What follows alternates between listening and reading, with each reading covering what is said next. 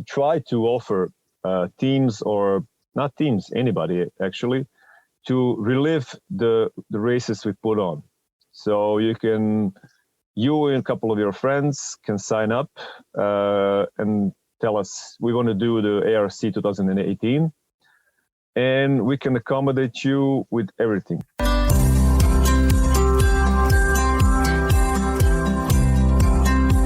Welcome to the Dark Zone, an event racing podcast. This is your host, Brian Gatens. In event racing lingo, a dark zone is a time when, due to darkness or safety, teams are paused on the course before continuing with the race. During that time, stories are exchanged, friendships are kindled, spirits are restored, and teams have a chance to prepare for the next challenge. We hope that you make good use of this dark zone. We're glad that you're here. Welcome to episode 38 of the Dark Zone. Today we are joined by Igor from AR Croatia. This is a good episode. Igor goes deep on his adventure racing style, how he builds courses. AR Croatia has already happened by the time you listen to this, and it was a fantastic success. Head over to all of their social media on Instagram and on Facebook to see the photos and the media that came out of that. Truly a beautifully breathtaking country. Igor goes deep on the race and also talks about the relive experience. The fact that he could bring racers or teams of racers back onto the course at their own speed and their own time and relive parts of the race. Really a top-notch guest, and we loved having Igor on. Thank you, listeners, for joining us at the Dark Zone. As we like to say, if you keep racing, we'll keep talking, and we're delighted you're here. So sit back and enjoy Igor from AR Croatia. Welcome to the Dark Zone, an event racing podcast. This is your host, Brian Gatens. Today we are joined across the internet and across the airwaves and across the world by Igor. Igor Dorotic is the director of ARC, Adventure Race Croatia, which is a race that is right around the corner. It's held in mid-May 2020, just a little bit less than 600 kilometers, a bit over 4+ days. Igor, welcome to the Dark Zone. Thanks for coming on. It's a morning in America and it's afternoon in Croatia. The race is 2 weeks away. How is all the planning going so far? Well, the planning actually started 2.5 years ago, but we all know what happened, and we had almost 2 years to prepare. But you know that always the last 2 or 3 weeks are really hectic, because some things you cannot prepare 1 year ahead. So you have to really push for the last couple of weeks, and we are right in the middle of that. So we're really busy and trying to, check every check boxes and try to anticipate everything that can happen. So we are really busy and really trying to get this as perfect as possible. We all know that adventure racing is really something that you cannot plan step by step, but you can actually try to anticipate what will happen. So we are trying to do our best. So you're joining the long list of races that had to take the last 2 years off for COVID, safety reasons, things like that. Now you're finally back. How many teams do you have coming in for the race? So at one point there were 60 teams signed up, and then in the last couple of months, some teams decided not to come because of pandemic and the safety issues coming back from Croatia to their country, and they have to be in a lockdown. So they decided it's too big of a hassle, and a couple of teams couldn't find four members, or with some injuries involved. And actually, a couple of teams decided that there is war in Europe, so they do not feel safe coming. So in the end, we have 46 teams. Still strong, 46 teams. It's a strong field. Yeah. Croatia, the former Yugoslavia. It's the central Europe. It's an interesting crossroads. If you look at Croatia on a map, you know that Croatia it borders the Adriatic Sea. It has mountains. It's between Slovenia and Bosnia and Herzegovina. When you put the race on, do you have like an ocean edition where you're down by the Adriatic? You have a mountain edition. What is the general gist of the race? Do you find yourself up high? Are you down low? Is there a lot of variety in what you do from edition to edition? So Croatia is not a big country. we don't have a lot of choices. I always said before I started that we maybe have 5 editions, 6 tops, because although it's a beautiful country and we have the Adriatic Sea, we had a lot of islands, and we have mountains, not really big, high mountains, a little below 2,000 meters, so 600 feet, I guess, 6,000 feet. But I tried to get everything in one race. So I tried to get the mountains and the coast and the islands and the sea and the rivers. So the last 2 editions were really a combination of all of that. So I'm guessing that Croatia is a perfect for adventure racing, but only on a small scale. How many stages usually is the race? Unlike almost every other race in ARWS, we have a lot of stages.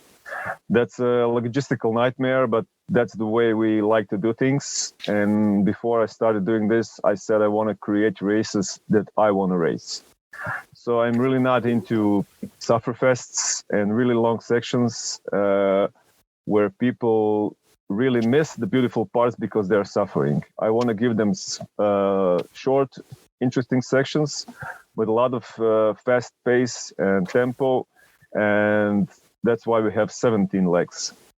Wow, 17 legs over. Yes. Wow, it's 4 days. Okay. Yes. So you talked about wanting to put on a race that you would want to race. What was your own racing career like? Well, not as big as I wanted to. I'm from Croatia, and there's really basically no scene in Croatia. I did race around Europe. I did like maybe 10 years ago. It started growing in Croatia, so we had a lot of small races, short races, like maybe 50 to 100 kilometers, and I did all of them. So I was, I would say that I don't want to sound really pretentious, but I'm probably the only constant in Croatian adventure racing. You know, I was on all the races. I organized races throughout maybe the last 15 years.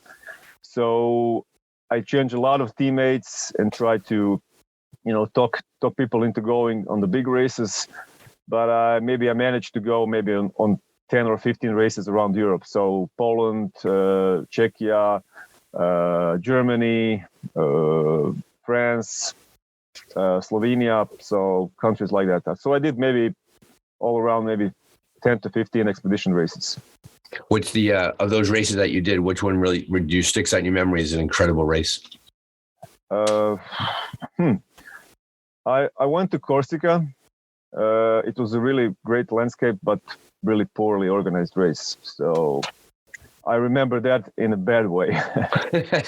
Was that bike boxes not there? Did the TAs not filled up with the maps off? No, the idea was good, but the logistics was really, really not good. And I think I don't know, it just sticks out as a really rotten apple in my opinion. Got it. So obviously that probably informs your own race directing, right? Yes. You don't want to have people go through that yourself. What do you find as a race director? What do you find to be the most challenging aspect of putting a race on? Well, the creating a course is the most fun and most easy part for me. I'm the type of guy that really likes to concentrate on the course, not on the CPs. Because CPs, although they can be beautiful, the way to get there could be really horrible. So when you get to the CP, you're there for a couple of minutes, but on going there, it takes hours. So for me, it's more important to have the beautiful path getting to the CP than the actual CP. That doesn't mean that some of our CPs are not beautiful, but I'm always going to choose a beautiful way from CP to CP than a beautiful CP. Or do you find that as a result of that and having 17 stages over the course of a race that is a bit over 4 days, is there a lot of route choice in your races, or is it pretty much that there's a singular way to get from point to point and the racers have to figure that out? Or is there a lot of different low, high, things like that? So Croatia is not really wild country like Patagonia or something similar. So we are trying to guide them to the course.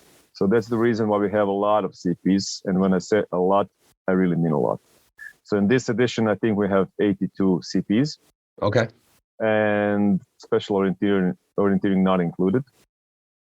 And we try to guide them to the course. So if we think that there are a couple of choices and we know on a map, maybe some choice looks really good, but we know it's horrible, we guide them with the CP to the most beautiful or most obvious way. Of course, there will be a lot of route choices, but we are trying to guide them with our CPs to the best options and most beautiful options. Gotcha. And so obviously having 82 CPs over 17 stages around 4 days, your races are probably very fast. A lot of movement to transition to transition to transition. Yeah. So the teams will have to assemble their bikes 4 times because some of the transition areas are just going to be, they're going to leave their bikes, do a loop, and go and continue. So I think transitions are definitely somewhere where you lose a lot of time.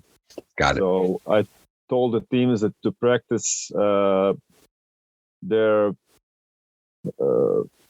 transitions, so especially the assembling the bike boxes, the bikes, and put them in the bike boxes. But I guess some teams will not take this seriously, and in the end lose a lot of time because 17 transitions. That's a lot of time you can lose. We just had a race here in America called the Shenandoah Epic, put on by Adventure Enablers, Mark and Margot Harris, and I was speaking with some teams that did the race, and the teams that were mid-pack and towards the back could not believe how quickly the lead teams came through the transitions. Like in a matter of single-digit minutes, 5 minutes, 6 minutes, 7 minutes, in and out, as opposed to spending a lot of time there. So you make a valid point. For the beginning racer, and I don't know how many beginning racers you have, what do you find to be the most common challenge that newer racers have when they do your race? Where do they struggle the most? Well, adventure racing looks really interesting on paper and when you look at the videos. So maybe some teams are, getting themselves in something that they're not really prepared to be. That's why we have some options, some short courses. So if you miss the cutoff time, you'll get on a short course. But short course is also like 450 kilometers. It's not right. It's still a big race. Yeah. So definitely transitions, getting prepared, not taking enough water, or trying to pack light and then freeze at night. So those are the challenges I think that the newer teams are going to face with. Yeah, and those are the common classic challenges that newer teams have, right? How much stuff they have to bring, what kind of gear they have to pack, what do they have to have on them, mandatory gear versus food versus drink. In traditionally in AR Croatia, do the teams pass through civilized areas? Do they go through towns and villages, or are they pretty much once they're out there, they're out there? As I told you, Croatia is not really a wild country. It's a perfect blend of you can feel like you're in a remote place, but you're actually pretty close to the civilization. So in the previous 2 editions, there weren't a lot of choice, a lot of opportunity to buy stuff. Actually, in the last edition, I think there was only one shop they can buy something throughout all the course. But this year it's a little bit different. We're in a more touristic area, so there are going to be some chances to buy stuff and to go to the shops and eat something. But it's going to be for maybe 10-15 minutes, just passing through a city and then continuing to more remote places. And that depends on the time they pass through too, right? Because if they pass through middle of the night, if it's 4:00 in the morning and nothing's open yet, well, they're out of luck. So teams shouldn't rely upon that as part of that inside the race. Do you draw your racers? Are they mostly Croatian? Do they come from all over Europe? Is there anybody coming from America? Actually, we only have 2 Croatian teams because, as I told you, the Croatian scene is really small. So, and actually, those 2 teams are teams that did not race outside of Croatia. maybe some of them, but that's not really Croatia doesn't have a really big adventure racing scene. Gotcha. We have one American team, and I think we have teams from 20 countries, I think. Wow, that's great. At one point, we had a team from every continent. So we had a team from Japan and a team from Australia, and both of them decided not to come in the last month for different reasons. But we're really satisfied. We have a really good variety of countries, a lot of teams from Europe, from one team from Canada, one team from Ecuador, one team from the States, one team from South Africa, and a lot of teams from Europe. Yeah.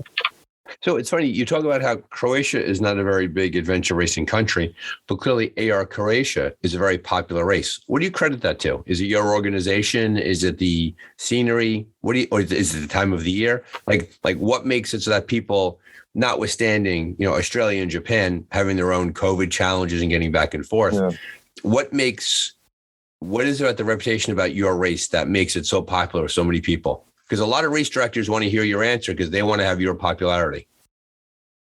Well, I would hope that it's our racing style. So our racing organization style.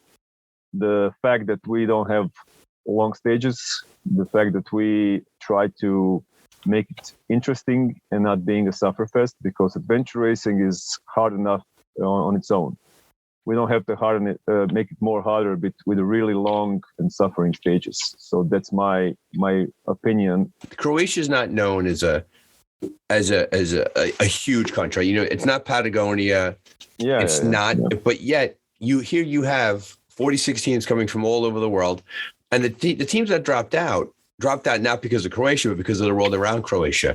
And so I think you really have an interesting story to tell other race directors, that people will come out of their way to come and do your race. And it's not just Croatia, a beautiful country, but as you said, it's not really a massive country. So clearly your race organization has to have something to do with it. Yeah, I would say that probably it's a combination of a lot of things. So I'm hoping that we're doing the right thing with a lot of stages. So I'm guessing people like that. And as you've pointed out, you have a lot of stages, 17 different stages, 82 CPs. To your point, Croatia, which is a beautiful country, is not a massive country. And yet these teams from all over the world are willing to fly into Croatia to do your race. I know for a fact that other race directors would love to hear what you think the reason behind that is. What do you think it is? When we started, we had 20 teams. The next year we had 40 teams, and then we decided to go to 60, and we hit 60, but in the end we ended up with 46 teams. So I'm hoping that our previous races were a good way for people to tell racers that did our race, word of mouth, said to other races our race was a little bit different. Of course, Croatia is a beautiful country, and that definitely has something to do with that. It's mostly unknown to a lot of people, so people like to change places where they race. So that definitely helped. We have a beautiful coast with a lot of islands, and I think that all in all, it's a really a lot of small pieces put together. I don't have a secret. I don't have anything I can really share with anybody. But I think that the most important thing is definitely that we have a lot of stages, a lot of fast moving, a lot of different challenging legs. So I don't know. It's hard to say. Well, and also you could probably point to what you don't do as success, right? Clearly the race organization is strong. You have good communication with your racers on the way in. The fact that you're willing to go to such lengths to have so many different options for racers speaks to that. I think you're spot on, by the way, about Croatia being a beautiful country and people wanting to discover a newer land. I know it's going very popular, even for tourists worldwide. And so you've met this incredible interest in Croatia with this great race that goes on. So I think all those factors kind of come together, and I think it's a good story for other race directors to hear and to understand who are putting their own races, because some people might say, well, I'm not going to put a race on here because it's not amazing in these other ways, like these big mountains, things like that. Clearly, organization, communication, challenging stages, beautiful country, all adds up to make AR Croatia amazing. You did mention something I read about is interesting, and I'm curious to tell me about it. This Relive project. What is that? What is the chance for racers to come and do? Is it a race? Is it not a race? Talk a bit about that. So Relive ARC is a project that we are trying to develop. So we were thinking that we were creating courses for ARC 2018 and 19 for a year, and people are going to do it only once and never again. We can never use those areas again. So it's a really pity, because we really like those areas and want to use them again, but we don't want to put a race on that area. So we decided to try to offer teams, or not teams, anybody actually, to relive the races we put on. So you and a couple of your friends can sign up and tell us, we want to do the ARC 2018, and we can accommodate you with everything. So if you want to sleep in hotels, we can do that. If you want to do a full course with all the stages, you can do that. If you want to skip some stages, you can do that. So there are a lot of options. We'll give you all the maps. You can visit all the CPs. You'll have all the transitions as the teams. So it's a perfect opportunity for novice racers to try out what it feels like to race, but in their own tempo. And some of the teams feel, I don't know, maybe ashamed. They do not finish the race, or maybe they are too slow. So they want to try it and see how they pair up with the really professional racers. So that's a perfect opportunity to try it out. Or it could, on the other hand, it could be a really good training for a really good professional team that could do it in a racing style and try possibly beating the time of the winner of that year. So if I understand you correctly, what you're saying is that you have the old course ready. You have the maps, you have the CPs, all of that waiting.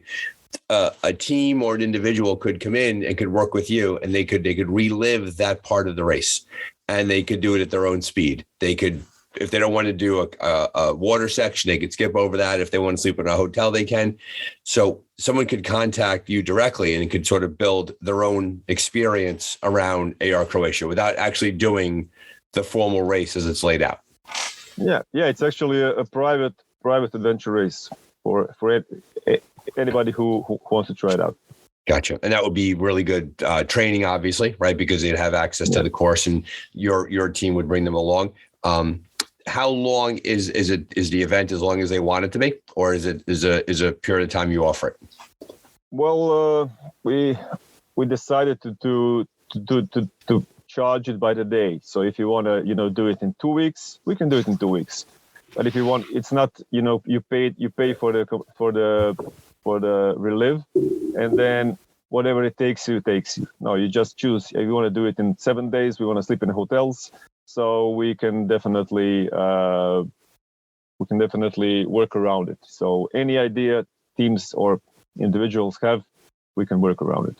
And that includes what are the disciplines that are included? It's trekking, cycling, ropes. Kayak. Like what's there? Yeah, all the usual.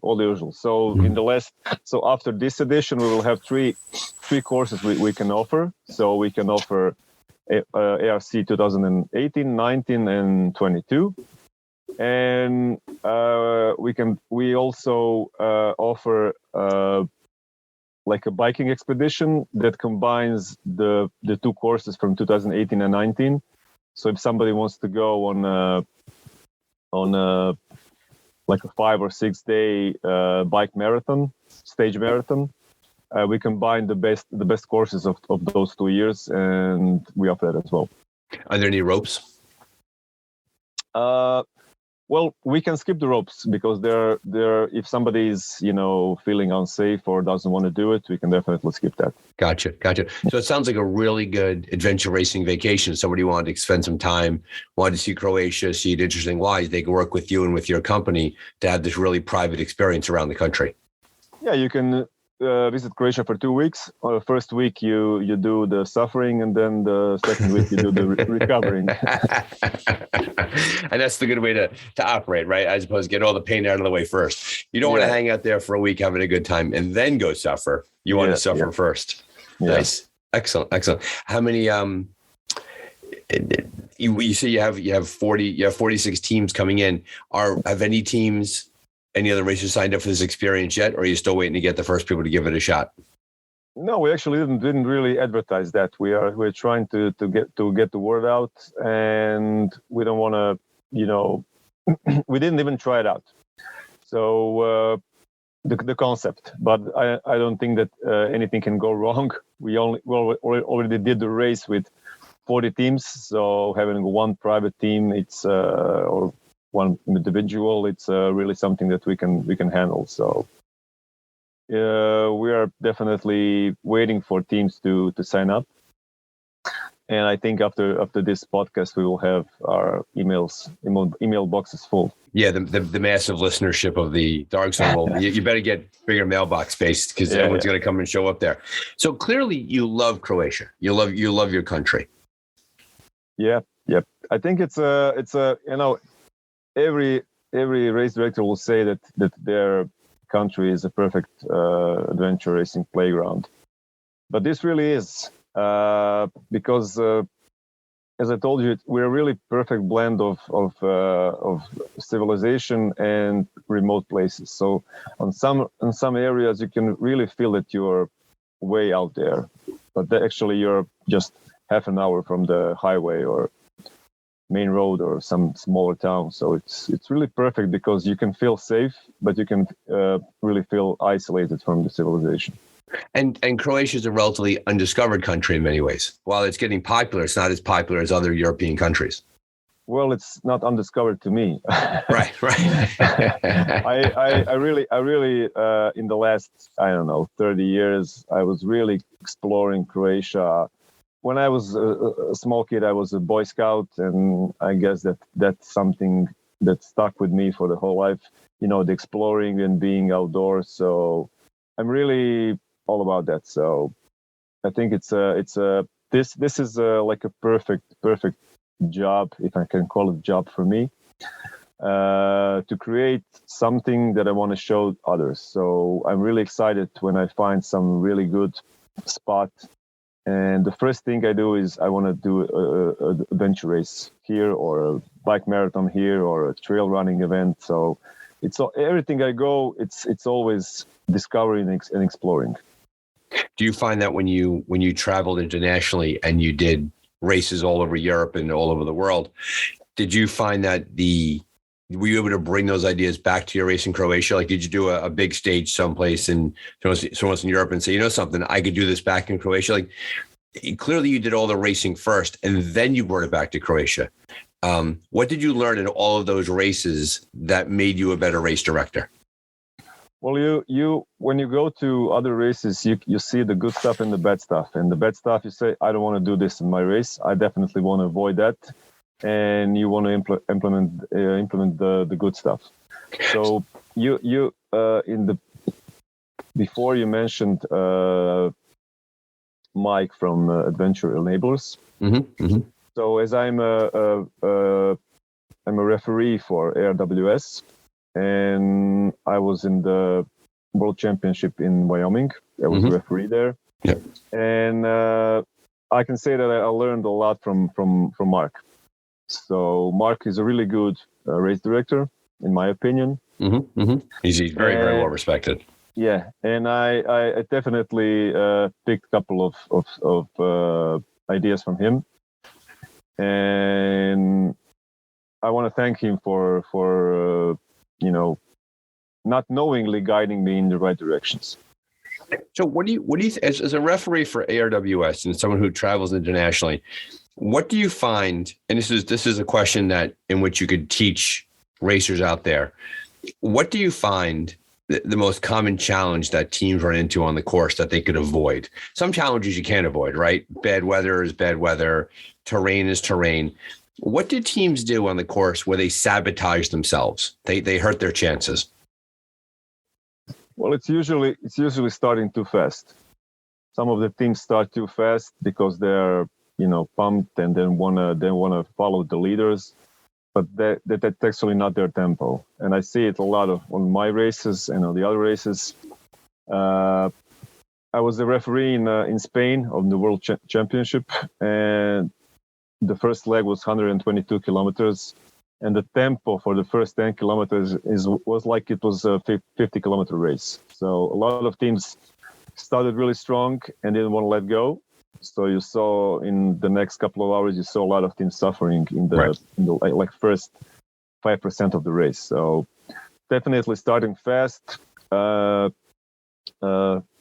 long transitions and losing a lot of time there, not taking care of your feet, not knowing how to fix your bikes if something goes wrong, and being unorganized with your gearboxes. Gotcha. So gearboxes definitely have to be, pre-prepared, and everything has to be in their own containers. And there's a rule that everything you have to touch only once. So right. I think it's really impossible to do, but it's a really good motto to have. To not lose a lot of time in TAs and have everything prepared beforehand. But isn't that amazing? That's one thing that you see is so many of the things that defeat teams and get in the way of teams are self-caused. Like it's not going to be how steep the terrain is or how long the stage is or what the weather's like. It's a decision that the team made that got in the way of their success. And that's a drum that we beat all the time on the Dark Zone, is that it's that level of preparation that ultimately that will help teams more than anything else, where too many teams go in unprepared and they're not ready to do that. Well, one of the reasons is because if you're doing expedition races, you cannot do a lot of them a year. Right. So you can do a lot of training, you can ride your bike, you can run, you can kayak, but the transitions, it's not really something that you train. Actually, people train it mostly on races. And if you only do 2 or 3 expedition races or 1 expedition race a year, you don't get a lot of chance to practice it. And sometimes you're switching team members. So maybe there's a new team members. So it's really hard to gel well together with new team members. So it's definitely something that people should train, transition, and preparing for the race as another discipline in the race. When teams break down, and you probably witness that either in transition or out on the course, what causes teams to fall apart in your experience? Well, it's usually sleep deprivation or choosing the wrong route or missing a checkpoint, and then the nervousness comes in, and then the friction starts, and it only takes a spark to light a fire. Right, and then all of a sudden everyone's yelling at each other, and no one's talking to each other. What's the best team you've ever seen race? Avaya, definitely. Avaya. And and obviously Nathan Fave's team, they just blow teams out of the water. I mean, they are just so strong. What makes them so good? When I saw him in Wyoming, Nathan wasn't there. Okay. Bob was there, and it's a really, really perfect blend of being kind and being serious and talking to everybody, and really fast in transitions. They can transition really fast, but it looks like they were there for hours because they were so relaxed, talking to media, talking to everybody. And when you look at the clock, it's just been 3 minutes and they're gone. Wow. Yeah, I heard that. Go ahead. I wanted to say that I followed them on some parts of the route, and definitely their sportsmanship is really noticeable. You can see that they're following all the rules. They're They're not. They're always together. They really stick to the rules. In the race that I saw them, they won, of course, like almost all the races they entered, but they really looked so superior and so above everybody else. So it's unreal. Exactly. And obviously navigation is key in races, in teams. Do you find the more successful teams have a single navigator, they co-navigate? What's your experience been with navigation? Well, it's definitely always better to have more navigators so they can switch. So usually the better. If they have two navigators, I would definitely suggest that the one that is better does all the navigating on the hiking sections, and the other one does it on the bike sections, because bike sections are usually easier to navigate. Right. And also for the on our race, we want to have a lockdown for 2.5 hours before the start, and we go to give the maps to the teams. And I always tell them to concentrate on the bike legs, because hiking legs you can do while walking, planning the route. Right. But bike legs, you don't want to stop every couple of meters and check the course and check the map and where you are on the map. So if you use a pen or a highlighter and highlight the route that you're planning to do, it's gonna be a lot easier for you on the bike sections. Coming back to the Relive project that you're offering, which is the independent adventure race experience, do you offer navigation training as part of that experience? Yeah, definitely. It's actually we are planning to do it. If you wanna somebody to guide you to the whole race and show you the ropes, I can, or somebody else can go the whole course with you, and on the course try to learn you to try to teach you how to navigate and go through transitions. So definitely it's something that we offer to. So that sounds like a great opportunity. So a team could basically get an expedition level experience, but not necessarily have to commit to the expedition level race. That they can come and they can work with your company, with you, or whoever they want to choose to work with inside your organization, and really get that sense for what a race is like, as much or as little as they want. Right? They could sleep in a hotel. They could do more biking and less trekking. Whatever you would build that around that for them. Yeah, that's the idea. Is that offered year round? I would say that because of the weather conditions, the best season is between late April and late September. Gotcha. What are the Croatian winters like? Comparing to, I don't know, maybe Alaska, they're warm, but I would say around 0 for 2 or 3 months, below 0 for a couple of months. But I would say that it's pretty durable. Gotcha. So especially along the coast, there won't be any snow. There will be some wind, but it's you can basically, on the coastline, you can ride your bike the whole year. Gotcha. The warm weather coming off the ocean. Yeah. I look forward to sharing news of your opportunity with the public. I think people will enjoy it. I think they want to see Croatia. And I think having your experience as a referee, your experience as a racer yourself, brings a lot to that. So it's a really nice way for a team or a person that wants to grow in the sport to do it in a way that doesn't require them to be inside the full race experience. So good on you for doing that. And I think that might be a model for other race organizations in other countries. So well done. Coming back to your work as a referee and your work inside of ARWS, you talked about the Avayas of the world and how they do so well. And you mentioned how teams kind of consume each other and eat themselves alive when they don't get things right. What else do teams do well that help them succeed? We ticked off a lot of those boxes about teamwork and about food and gear. Is there any other secrets that you want to pass along to the listener that newer teams should really focus on going into the race? Well, as I told before, definitely the training together, because you can be really prepared. All the 4 individuals can be prepared, but working as a team is a different sport. So somebody can be really faster than 3 other members, and that's going to be annoying because you're going to always push everybody else to go faster, and the other 3 are going to be annoyed because he's faster than them, so they feel inferior.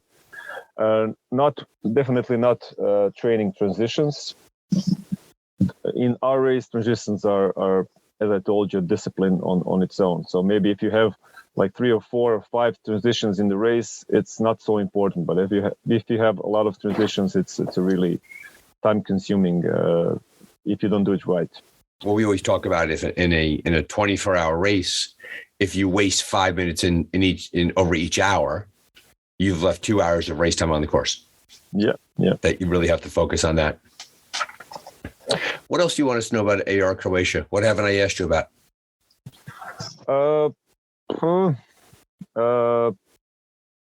Well, as I told you that we have a lot of sections and we are not really into long sections. So our longest kayak stage is 38 kilometers. Our longest bike is around 85, and our longest hike stage is 38 kilometers. Gotcha. So there's no massive multi-day. You're spending 36 hours. There was a stage in Africa. God bless Heidi and that crew. There were stage where teams were on the bike for 32 hours and things like that. That's not the AR Croatia experience. Well, some races really don't have a lot of option. Right. It's a massive landscape. Yeah, if you're really in a remote place, you can only do so much. So, I'm always, complaining about other races having a small number of legs or transitions, but sometimes you cannot do any other way. Yeah, we had that when we were in Ecuador. We had a trek that was 26 hours long. That was it was what it was. Like it was such a massive landscape and so far to get between place to place. You couldn't do anything else in between that. Yeah, it's sometimes it's really something you cannot do, and sometimes it's maybe, I don't know, laziness. It's easy for a race director to have, okay, let's send them to a 100-kilometer trek, and then we'll just do nothing for 2 days. Just wait for them. Logistically, it's smart, but when you're looking from the racer standpoint, it's really unnecessary sometimes. So you're really of the ethic that you think that racers want to do a stage, have it be relatively 40 kilometers, whatever it might be. Then they want to transition to a different thing. You feel that racers really enjoy the turnover, if you will, of all those different experiences. Well, I certainly hope so, because we have 17 stages. But I always talk to a lot of racers, and I always ask that question: do you really like long stages or do you like shorter stages? And I would say that, to my surprise, it's about 50-50. Some people really like long stages, and the good thing about that is because you have races that have really long stages, so you can choose that race. Or on the other hand, you have AR Croatia that has shorter stages. So if you're more into that, good for you. So I'm just hoping that more racers would be more like ARC. Right, and I think to your point though, with the growth in adventure racing, and credit to ARWS for the work they're doing, racers could really pick the kind of race they want to do. So you're very open and honest about the type of race that you offer. Other race directors do the same thing, and so a racer could say, "Well, I want to try this type of race, not that type of race." And next thing you know, they find themselves lining up at AR Croatia. What race do you really enjoy doing? What kind of race do you want to go back to? Well, I would definitely want to race in Ecuador. So I'm planning to go there probably next year. The biggest problem for me is finding teammates. Me and my partner, we are a pair, and we have the core. So we have one guy and one girl, and that's really more than 50% of the team, because finding a really eager and ready girl is or a woman is hard in itself. So we have the core, but really it's really hard for us to find somebody who could be committed to traveling and training and racing. So I'm always thinking about maybe joining some team from outside of Croatia, because I'm ready. I'm training, and actually I would do a lot of the races from the ARWS, but the only problem is I don't have a team, and I'm really busy with doing the races in Croatia. So I don't know, maybe it's just not in my cards anymore. Gotcha. Is the aside from AR Croatia, which is your big event, do you put other races on in Croatia, smaller races? Yeah, we do 2-day trail running event on 2 islands, 1 day on one island and 1 day on the other one. We also do like a smaller adventure race, but no orienteering involved. So people know the course, and they something similar to C2C, I guess. And they know the course. They don't have to do the navigation. That's something like that. We want to introduce adventure racing to people who are afraid of navigation. So it's a 100-kilometer race, and they visit the beautiful parts of Croatia, but they don't have to navigate. So they can prepare themselves. They can use GPS. They can use mobile phone, anything. So Gotcha. Just get through the course. And this year we're also doing for the first time similar event for 3 people. 2 people are racing and 1 is a support crew. But support crew can also get into the race on. Oh, they can rotate through. Yeah. I've heard that's a pretty cool. I like that model where it could be. Usually, I've heard 3 or 4 people, where any combination of them can do it, provided one of them remains a support person along the way. It's a really nice way to give more people a chance to do the race without necessarily committing to doing the entire race. That's an interesting model that we're seeing. Yeah, but we also trying to get more women into adventure racing. So those 2 events they have to be mixed teams. Gotcha. So and in the race that we are having 3 people racing, woman has to participate in at least 1 discipline throughout the race. So there Gotcha. are 7 stages, and she has to be in at least 3. Gotcha. Well, do you think that navigation is the biggest barrier to entry? What keeps people from trying, or is it the stress of the travel? Is it as far they have to go? Is it the training? What do you think, in your experience, keeps people out of adventure racing? Well, it's a combination of all those things that you said, but navigation is definitely something that people are afraid of. Maybe 15 years ago in Croatia, we started doing races that involved hiking and orienteering, so something like roganing. In Croatia we called it trekking, and it was fairly popular like 15 years ago. But then trail running came in, and it's really accessible to everybody. You don't have to navigate. The whole course is marked for you, and that's really big in Croatia right now. So trail racing is really big. So navigation is really put on the side, and nobody's actually learning how to navigate. So less and less people know how to use the map because of the Google Maps and all the stuff like that. So definitely it's a sport that it's not growing. It's definitely something that will be forgotten soon. And clearly the core there of adventure racing is navigation. When I talk to people about adventure racing and I tell them that there's no GPS, that it's all map and compass, it blows their mind that you have to do it on your own and you don't use any electronics. So your point's well taken that if you don't have a core group of the population that has a map in their hands, it's tough to make the transition to adventure racing, which is why I think you see a lot of racers come out of North Central Europe because orienteering is built into a lot of the cultures that you see there. Yeah. Now that we're talking, I just remembered one of the really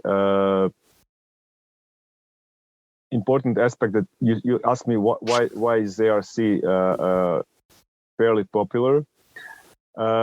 In the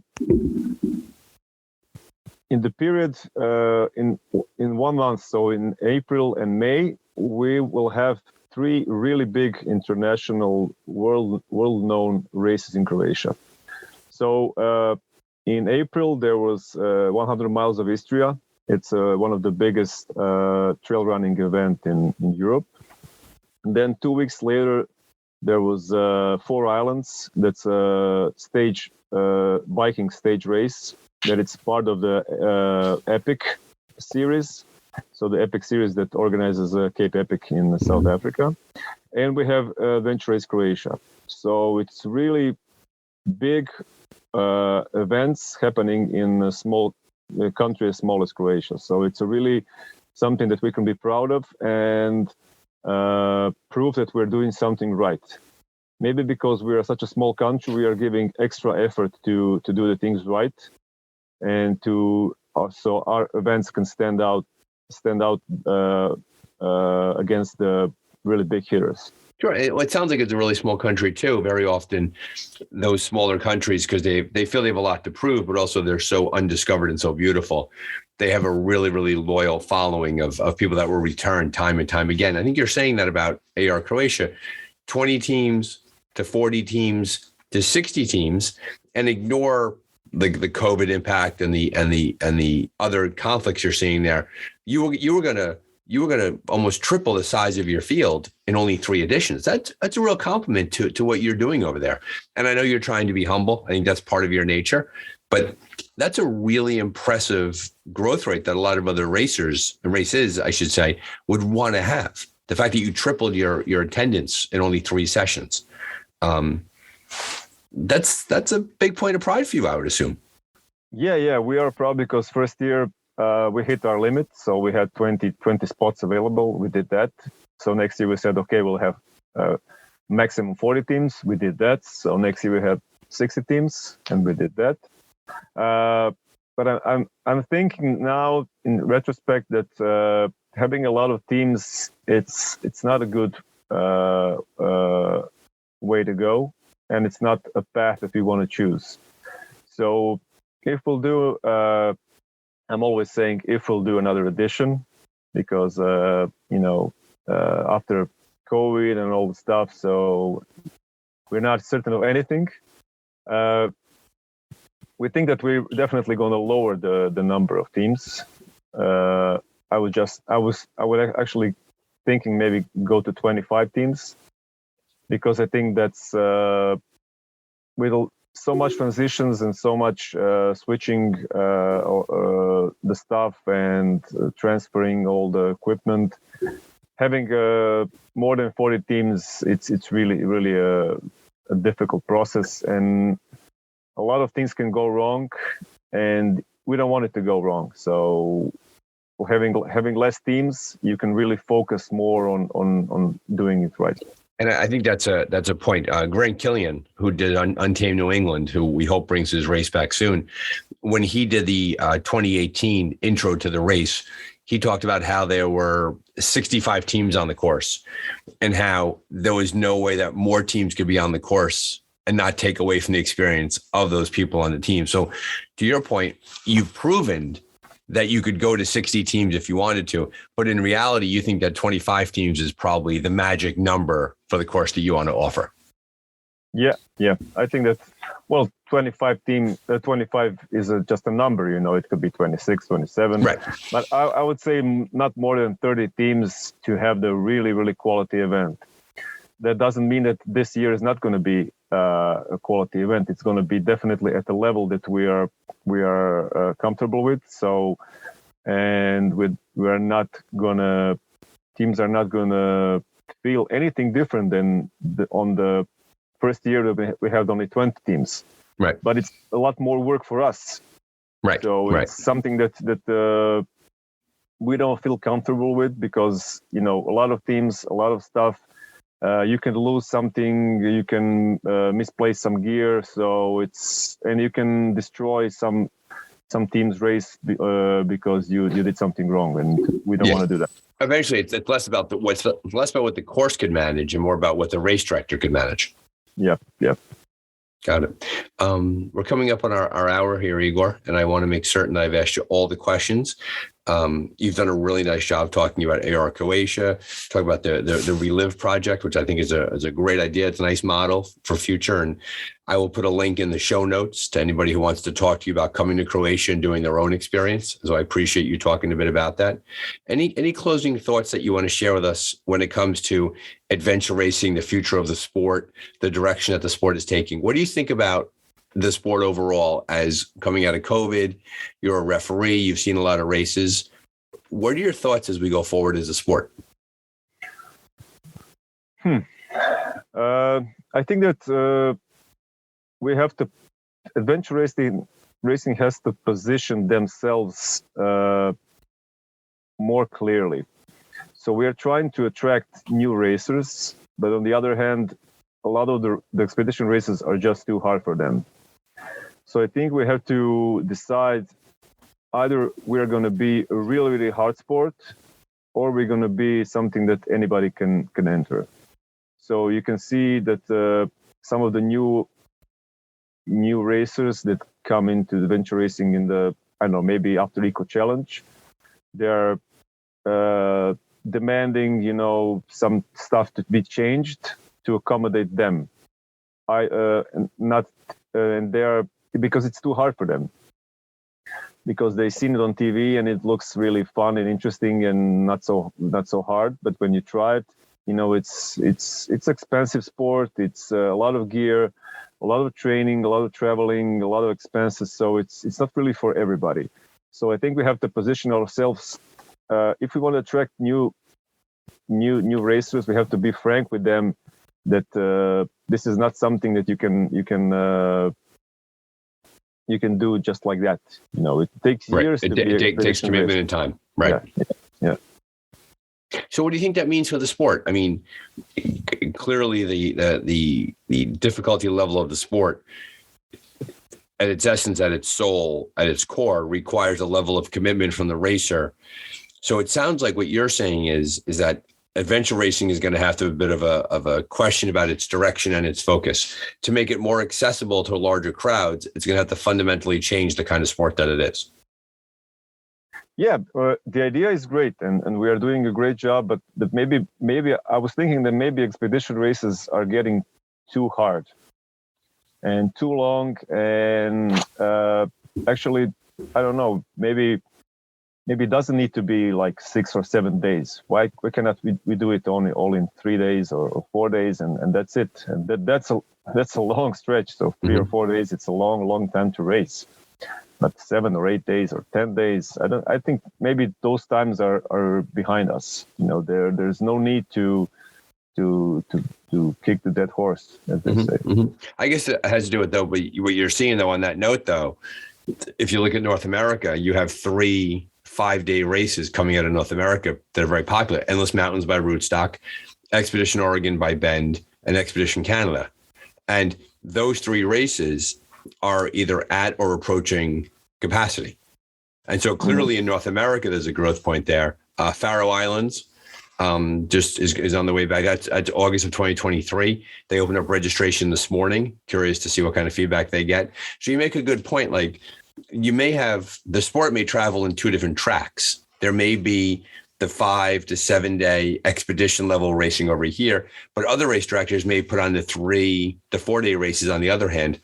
And that might be the way the sport's going to go. Because you're right, there's to go into a 5-day expedition race requires a significant level of commitment that will just clobber the newer racer. But that's why races exist where they could be 100 kilometers long and they could be 80 kilometers or 1 day or 2 days. So I don't know.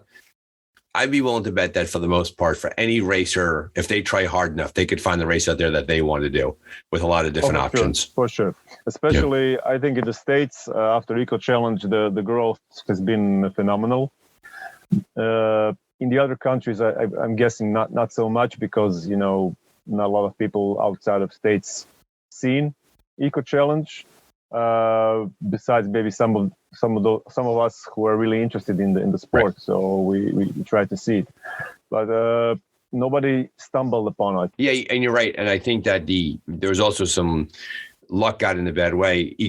Amazon put on this incredible race in Fiji, and then they premiered it, and it came out during COVID, right? Yeah. So all that energy came out, and it had no place to go, and we're kind of feeling the effects of that now a little bit. No, you're right. You're right. Well, Igor, it's been a great time chatting with you. I'm assuming that there's live tracking for AR Croatia. Yeah, we have live tracking done by Track the Race, and hopefully we don't have any problems with that, because I think that areas we are going to be the cell phone service is going to be good enough there. So I hope that not a lot of trackers are going to lag, and a lot of teams will be stuck in one place and people wondering what the hell is happening. Exactly. Well, the tracker hasn't moved in 18 hours. Yeah. So I hope that we will correct all of those, and that we can switch up the trackers that are not working. Or I think it's so far we had a good experience with them. So I think it's gonna be great. Excellent. I'll make it a point to put the link to the tracking page in the show notes, and good luck. And Igor, once again, thanks for coming on the Dark Zone. We really appreciate your time. You're welcome. I'm glad to be talking to you.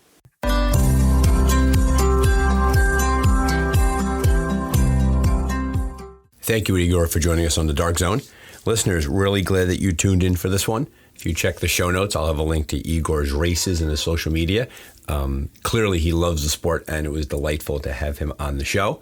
We're glad that you're here with us. If you've enjoyed this episode, we ask you please head over to your social media podcasting platform of choice and give us a review. Best way to spread the word about the Dark Zone. If you have any thoughts or ideas for guests, or ideas on who we could talk to and listen to and learn from, feel free to reach out to me, Brian, at ardarkzone.com, or find me on Facebook, find me on social media, and let's talk. We love the sport. We are in full adventure racing season now up here in the Northern Hemisphere. So get out there, keep training, and keep racing, and be safe. Thanks for being a listener.